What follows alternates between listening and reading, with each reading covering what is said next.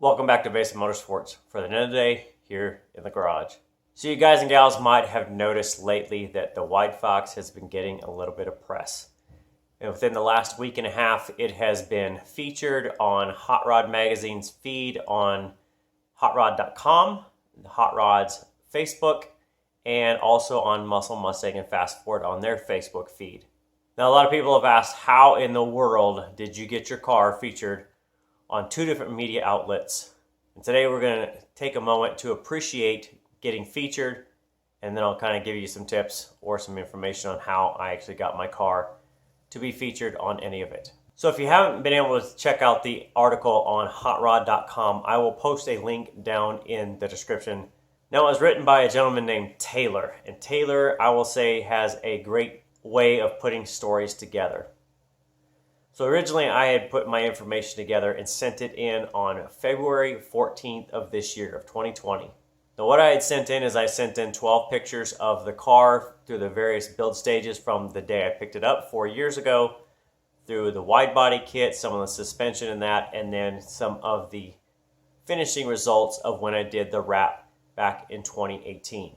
So if you start looking at the article, you can see that the story starts when I wrecked, or rather a family wrecked, my 92 coupe that I had previously built. At that point on, it was all about getting the 80 originally, tearing it all down to a shell, taking the drivetrain out of the 92, and then kind of coming up with a plan to build a wide body coupe. So along the way, I've had some great supporters that have helped me with products to build the WideFox into the current state, and I want to make sure I give them a special thank you in this video. So in a couple different years of the build, Design Engineering helped me out with some of their products, from DEI boom mat to some of the heat shield products through the exhaust and some of the lines in that. So thank you to them for helping me with some of their hot and cool products to keep the WideFox running smoothly. Next, I want to say thank you to Team Z Motorsports for helping me with a set of caster camber plates and the lower radiator support to replace my damaged OEM one.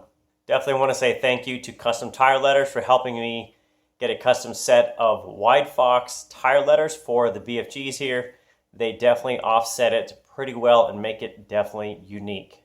And lastly, I want to say thank you to Fat Fox for helping me with a TFI relocation kit.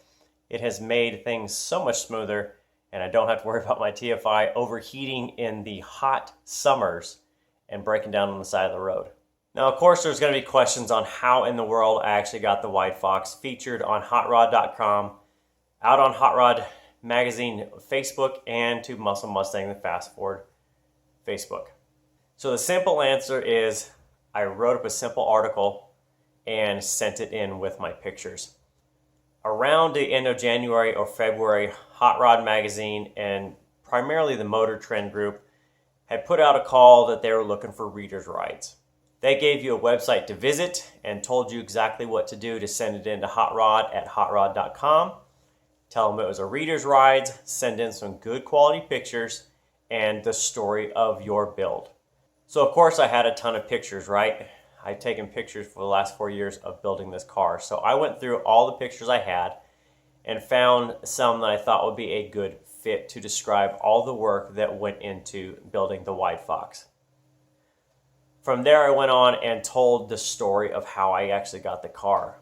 When I had my 92 that ended up being rear-ended, taking the drivetrain out, custom fitting it into here, all the work that went in, the body work, the vinyl wrap, the wheels and tires, and I gave them a full parts list of everything that went in there.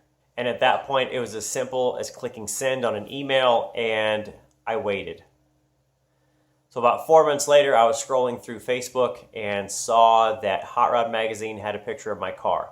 So as you can imagine, I was absolutely elated. I shared it out on my personal feed, on the Basin Motorsports feed, on the Instagram, and you can imagine people gave me a lot of thumbs up, and of course, there's a lot of thumbs down too, and that's just part of it.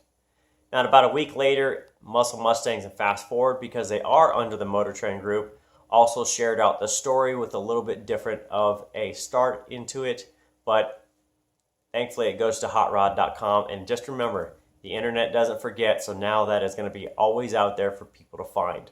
Now, for anybody else that would like to try to get their car featured, here is what Taylor told me. Now, remember, Taylor's the author of the article on the WideFox and is writing a lot of the readers' rides. he had said two major things he's looking for or that catches his attention. One is some really good pictures. Now, of course, you want things along the way of the build. So if you're building a car and it's taking you multiple years, find the best ones out of there. Good in focus, good lighting. And if you don't know exactly what they're looking for, I've seen articles online written by other authors for other magazines, and I will try to find a couple of those and put links in the description to them of how to take better pictures for features and just overall kind of lighting and everything else. Check the description, I'll put them down there. The second thing he had said was tell them a good story. We've all got parts lists, we've all got builds out there, and the question is, how do you turn that into a good story? Well, if I came to you and said, tell me the backstory of building your car, what would you tell me? That's what you need to write down.